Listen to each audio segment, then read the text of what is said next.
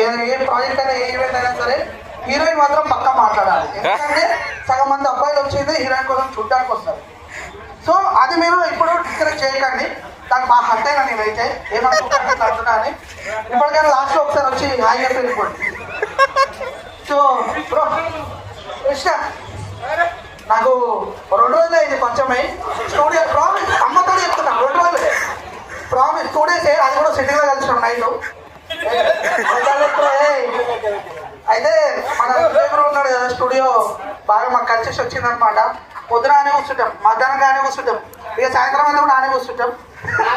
కానీ రోజు పెడతాడు అన్నం అయితే పక్కన పెడతాడు. ఒక 7 o'clock నుంచి నైట్ 11 దాకా అయితే మంచి సిట్టింగ్ ఉంటుంది.